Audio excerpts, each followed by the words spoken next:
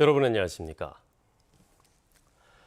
반도체학과 증설 논의가 수도권 규제 완화의 신호탄이 될 수 있다는 우려가 커지고 있습니다. 치밀한 계산이 없는 반도체학과 증설이 수도권 쏠림을 가속화해서 지방 소멸로 이어질 수 있다는 우려의 목소리도 나오고 있습니다. 열악한 지역 대학의 여건을 김혜정 기자가 취재했습니다. 올해 목포대 정보전자공학과 취업 실적은 화려합니다. 졸업생 절반이 세계적인 반도체 후공정 기업에 졸업 전 채용됐고, 이 2명은 초임 연봉 4천만 원이 넘는 국내 대기업 반도체 공정 장비 생산업체에 취업했습니다. 그런데 이 학과는 계속되는 신입생 미달에 내년도 모집생을 7명이나 줄여야 합니다. 이 학생들이 봤을 때는 성실하고 착한데 그래도 공부도 그렇게 떨어지진 않는데 취업이 일단 수도권에 그런 회사가 있다는 걸 잘 모르고 지역적으로 너무 한계가 있다 보니까 목포대학교라고 하면은 이제 어디 처음 들어보는 어디 학원에서 온 것 같은 그런 인식들을 많이 하셔가지고 반면 연세대와 고려대 반도체공학부 신입생 모집 경쟁률은 2자릿수대. 이 두 곳 모두 삼성전자와 SK하이닉스 등 대기업 취업까지 보장되는 계약학과로 전국에서 인재들이 몰린 겁니다. 광주 전남에서 반도체와 직접 관련된 학사 과정을 운영하는 대학 2곳은 모두 국립대지만 사정이 매우 열악합니다.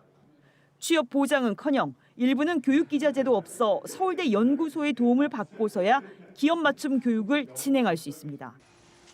결국 지역의 대대적인 시설 투자나 취업 보장 시스템이 확충되지 않은 상태로 반도체 관련 학과 인원만 늘리면 인재들은 수도권으로 쏠릴 수밖에 없다는 얘기입니다. 대학의 평가를 못 받게 되면은 정부 재정 지원을 받을 수 없게 되는 이제 그런 상황으로 내몰리는 거죠. 그러니까 빈익빈 부익부가 가속화되고 지역 고등교육 체계 붕괴는 인구 유출과 일자리 감소로 직결돼 지역 경제를 무너뜨릴 수 있는 상황. 대학교육연구소는 논평을 통해 수도권과 지방이 첨예하게 대립할 정책을 갑작스럽게 추진하는 것에 대해 우려를 표했습니다. KBS 뉴스 김혜정입니다. 이번 지방선거 결과 민주당이 득표율에 비해서는 많은 의석을 차지하는 독점 구조가 더 확고해졌습니다. 특히 광주의 경우 시의회뿐 아니라 기초의회도 마찬가지입니다. 정치적 다양성의 확대를 위한 조치가 절실하다는 지적이 나오고 있습니다. 유승용 기자의 보도입니다. 지난 지방선거에서 광주 광산구는 민주당 소속 구청장과 시의원 2명이 무투표 당선됐고 투표율도 광주에서 가장 낮았습니다. 하지만 구의회 결과는 조금 달랐습니다. 지역구 16명 가운데 진보당 3명과 정의당 1명이 당선돼 민주당이 아닌 정당이 4분의 1을 차지한 겁니다. 전국적으로도 진보계열 정당 비율이 가장 높았습니다. 실력도 인정받고 진정성도 인정받았던 분들이기 때문에 4명이어도 충분히 견제 세력이 될 뿐만 아니라 앞으로 그 새로운 방향을 만들어갈 수 있다고 봅니다. 하지만 광주 구의원 전체 69명 가운데 민주당이 57명, 다른 정당은 7명에 불과합니다. 소수 정당들은 한 선거구에서 3명 안팎을 뽑는데도 후보 내는 것조차 버거운 상황입니다. 민주당에서 공천 못 받아서 나왔냐라는 또 오해 섞인 말들도 들으면서 이제 광주도 정치가 좀 변해야겠구나라는 생각이 들었고 출마 자체의 의미도 어찌 보면은 민주당이 어떤 독점화된 이런 정치의 세계를 좀이라도 바꾸고자 민주당이 득표율보다도 훨씬 많은 의석을 가져가는 건데 민주당이 기초의회 선거에서 2명씩만 공천해 소수 정당에게 기회를 줬어야 한다는 주장이 나왔던 이유입니다. 그 최소한의 견제와 균형의 원리가 작동되는 지역 정치를 위해서는 민주당 외에 그 정치의 다양성을 위해서 민주적 다양성을 위해서라도 진보 정당에게 그 유권자들이 관심을 갖고 이와 함께 다당제를 현실화하고 득표율과 의석수의 비례성을 확보할 수 있는 연동형 비례대표제 강화, 중대 선거구제 확대 등 제도 개선이 시급하다는 지적입니다. KBS 뉴스 유승용입니다. 광주에서는 최근 잇따라 대형 건설 사고로 아까운 인명사고가 있었습니다. 원인은 건설업계의 관행과 무리한 속도전 때문이었습니다. 그런데 입주를 앞두고 하자를 살피는 사전 점검마저도 이 시간에 쫓겨 날림으로 해서 분양자들의 원성을 사고 있습니다. 현장을 손준수 기자가 취재했습니다. 다음 달만 입주를 앞둔 2,000세대 규모의 아파트입니다. 입주 예정자들을 불러 하자를 살피는 입주 전 점검 날. 조경 공사는 아직 끝나지 않았습니다. 내부는 어떨까? 방문이 달리지 않았고 주방 싱크대엔 상판을 덮지 않았습니다. 발코니 유리창은 실리콘 마감을 하지 않아 위험해 보이기까지 합니다. 이런 실리콘 마감 처리가 안 돼 있어서 보면 유리창이 좀 흔들립니다. 입주 사전 점검일은 지난 11일과 12일. 주택법상 입주 예정일 45일 전까지 점검을 마치지 않으면 아파트 준공이 미뤄지는데 그 날짜에 맞춰 부랴부랴 점검이 진행된 겁니다. 공사도 끝마치지 않았는데도 결함을 확인하라며 입주 예정자들을 부른 겁니다. 내부는 타 아파트와 동일하게 다 진행이 돼 있고 입주 청소도 다 완료가 돼 있고 하자도 없다고 하였습니다. 3일 동안 믿고 기다려서 와 보니 내부는 누수부터 깨짐, 청소 전혀 안 돼 있어서 입주 예정자들의 항의가 잇따른 가운데 KBS의 취재가 시작되자 해당 건설사는 사전 방문에 미흡한 점을 인정했습니다. 또 사전 점검에서 지적된 사항은 입주일 전까지 모두 개선하고 이를 확인할 수 있도록 입주 전 이틀간 확인 점검일을 추가로 마련하겠다고 밝혔습니다. 사용 검사권자인 광주광역시 서구청 담당자는 재점검 계획을 받지 못했다며 건축법에 정해진 일정을 준수했는지 여부는 이후에 판단하겠다고 말했습니다. KBS 뉴스 손준수입니다. 나주시가 입장문을 내고 고형 폐기물 열병합 발전소를 10년 동안 가동하는 방안을 수용했다는 일부 언론 보도는 사실이 아니라고 밝혔습니다. 나주시는 또 10년 가동은 올해 초 중재에 나선 국무조정실이 제시한 여러 가지 방안 가운데 하나이고 최종 결정은 주민 수용성 조사를 통해 결정할 예정이라고 설명했습니다. 나주시와 한국난방공사는 열병합 발전소 가동을 둘러싸고 소송전을 벌이고 있으며 난방공사 측은 지난 3월 발전소 시험 가동에 들어갔다가 최근 중단했습니다.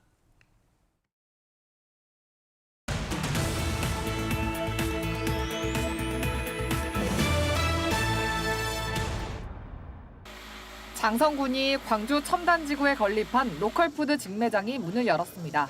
광주 과학기술원 옆 5천여 제곱미터 부지에 90억 원에 들여 만든 장성 로컬푸드 직매장은 농산물 판매장과 푸드코트, 요리교실 등을 갖추고 장성 지역 천여농가가 생산한 농산물을 공급합니다.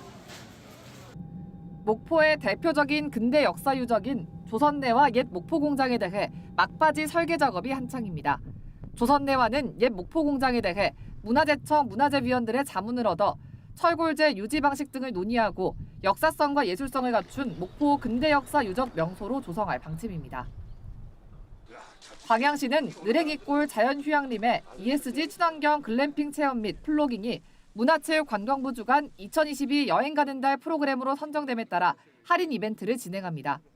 이벤트는 다음 달 15일까지 운영되며 평일 60%, 주말 45% 할인된 금액으로 글램핑장을 이용할 수 있습니다. 순천시는 2023 순천만 국제정원박람회 성공을 기원하며 홍냇들에 유색별을 활용한 논아트로 들판정원을 꾸몄습니다. 홍냇들 들판정원은 순천만 국가정원과 순천만 습지로 가는 스카이큐브 출발지와 종착지 인근 두 곳에 조성됐으며 박람회 엠블럼과 순천시 대표 캐릭터인 루미가 그려졌습니다. 지금까지 단신 브리핑이었습니다. 골재 채취와 관련한 인허가 비위를 수사 중인 경찰이 광주 광산구청을 압수수색했습니다. 광주경찰청 반부패 경제범죄수사대는 어제 광산구청 하천팀 등 수사관을 사무실에 보내 인허가 서류 등을 압수수색했습니다. 경찰은 광산구의 한 골재 채취장에서 2011년부터 10여 년간 불법 채취가 이루어졌고 관할 구청이 이를 묵인한 의혹을 수사 중입니다. 경찰은 이 과정에서 전현직 공무원들이 업자로부터 뇌물을 받은 의혹도 들여다보고 있는 것으로 전해졌습니다. 전라남도가 청정 힐링 안심쉼터 전남으로 오세요를 주제로 2022-2023 전라남도 방문의 해 선포식을 열었습니다. 목포 유달 유원지에서 열린 어제 선포식에서는 전남도민과 출향향후 등 천여 명이 참석한 가운데 식전 행사와 기념식, 축하 공연 등이 펼쳐졌고 MZ세대 SNS 홍보단 출정식도 함께 이루어졌습니다. 전라남도는 이번 선포식을 계기로 국내외 관광객 1억 명을 유치해서 지역 관광 산업을 되살린다는 비전을 내세웠습니다.